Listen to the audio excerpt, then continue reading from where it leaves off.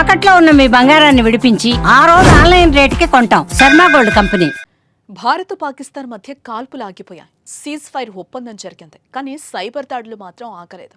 భారత్ పైకి పాకిస్తాన్తో పాటు ఆ దేశానికి సపోర్ట్ చేసే మంద ఇండియాపై సైబర్ అటాక్స్ చేస్తోంది. ప్రభుత్వ రంగ సంస్థలు, ఎంఎస్ఎంఈలు, పోర్టులు, ఎయిర్పోర్టులు, పవర్ గ్రిడ్లు వంటి వాటిని టార్గెట్ చేసుకుంటూ డేటా చోరీకి ప్రయత్నం చేస్తున్నారు. అంతేకాదు, హ్యాకింగ్ ద్వారా భారత వ్యవస్థలను కుప్పకూల్చామంటూ ప్రచారం చేసుకోవటం ఆందోళన కలిగిస్తోంది. భారత్ దెబ్బతీయటానికి పాక్ అన్ని రకాలుగా కుట్రలు చేస్తూనే ఉంది. పహల్గామ్ ఉగ్రదాడి తర్వాత మనపై సైబర్ అటాక్ స్టార్ట్ చేసింది. భారత సర్వర్లపై పాక్ హ్యాకర్లు విరుచుకుపడ్డారు. ఆపరేషన్ సింధూర్ తర్వాత ఈ దాడులు మరింత తీవ్రమయ్యాయి. కేవలం పాకిస్తాన్ మాత్రమే కాకుండా Turkey, Bangladesh, Malaysia, Indonesia, Iraq, China, Middle East, మొరాకోకు చెందిన హ్యాకర్ల గ్రూప్ పెద్ద ఎత్తున దాడి చేస్తోంది. కాల్పుల విరమణ ఒప్పందం కుదిరిన హ్యాకర్లు మాత్రం భారత్ను వదలటం లేదు. ఎవరూ ఊహించని విధంగా భారీ స్థాయిలో సైబర్ అటాక్స్ కు పాల్పడుతోంది. మాల్వేర్ పంపిణీ, DDoSలు దాడులు, GPS స్పూఫింగ్, ఇంకా వెబ్సైట్ పని చేయకుండా చేయటం వంటి వాటికి పాల్పడ్డారు.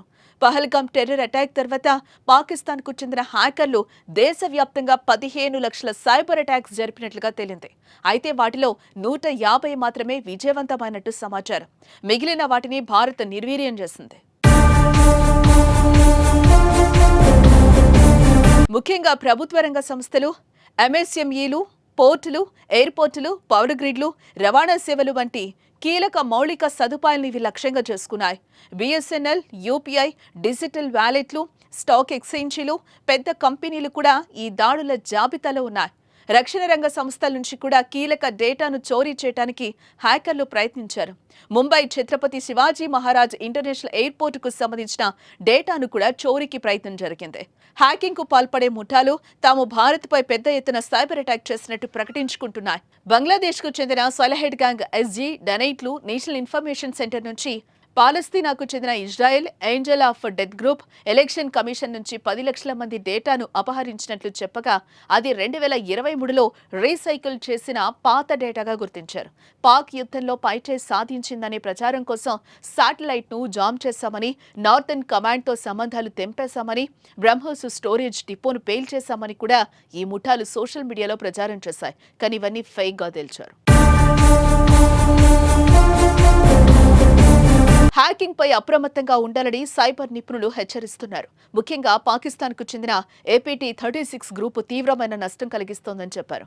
ఈ గ్రూపు మాల్వేర్ పేలోడ్స్ ద్వారా దాడులు చేస్తోంది. ఇది ఉపయోగించే అల్లాకొరే, క్రిమిసన్ రాట్ వంటి మాల్వేర్లు కంప్యూటర్లోకి ప్రవేశిస్తే మొత్తం వారి చేతిలోకి వెళ్లిపోతుందని సైబర్ నిపుణులు చెప్తున్నారు. భారీగా సైబర్ దాడులతో కీలక రంగాల్లో సైబర్ భద్రతా చర్యలను మరింత పటిష్టం పరిచేందుకు కేంద్రం సిద్ధమైంది. భారీగా జరుగుతున్న సైబర్ దాడుల నేపథ్యంలో మన ఫోన్లకు వచ్చే లింక్స్, అన్నోన్ మెసేజెస్ పై కూడా అప్రమత్తంగా ఉండాలి.